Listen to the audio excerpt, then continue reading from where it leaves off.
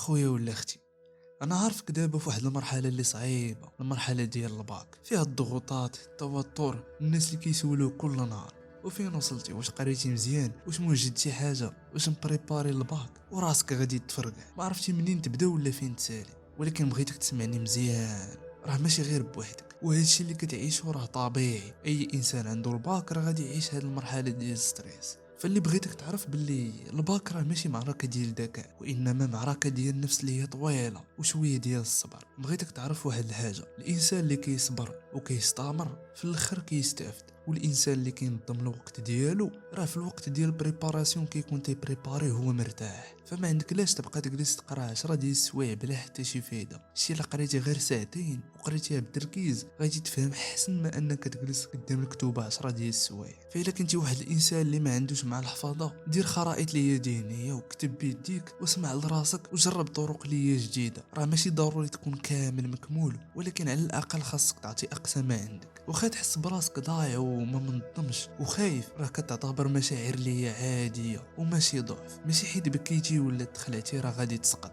بالعكس راك كتحس، وهذا دليل على ان باقي فيك الروح وباقي كتحاول وكتقاتل. وهذا الشيء راه كافي باش تكون من دوك الناس اللي ناجحين. نعطيك 3 ديال الحوايج: رتب وقتك، نعس مزيان، وكل مزيان، وخلي واحد الوقت صغير في النهار ديالك تضحك فيه، تفرج فيديوهات اللي غادي يونسوك، وتجلس مع والديك شويه. واخا الباك مهم، راه ماشي نهاية ديال العالم. نجحتي مزيان، ما نجحتيش راه ماشي مشكل. الحياة فيها فرص كتر من الورقة ديال الامتحان. قال لنا الله عز وجل في سورة البقرة الآية 216: وعسى أن تكرهوا شيئا وهو خير لكم، وعسى أن تحبوا شيئا وهو شر لكم. يعني يقدر يكون ديك الحاجة اللي ما فيهاش الخير بعدها عليك الله عز وجل. داكشي علاش خلي اليقين ديالك ديما في الله. اللي بغيتك دير في بالك ديما هو دابا في هاد الايام حاول تكون صاحب راسك، السند ديال نفسك، ماشي تكون العدو ديالها. قول ديما لراسك انا ماشي مثالي، ولكن غادي نكمل وغادي نتقاتل وغادي نوصل ان شاء الله ونفرح والديا. وانا كنقول لك ديما راك قاد بها، راه عندك طاقه اللي كبيره اللي ما كتصورهاش، ولكن خاصك غير تكالما وتامن براسك. فما تخليش الخوف يعميك على القوه اللي فيك. خليك ديما مركز وخليك ثابت، واخا الدنيا كلها تكون ضدك خليك ديما مع راسك.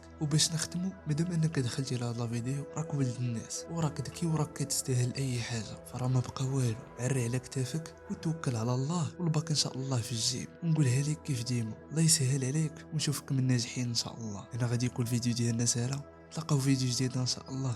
راك تما.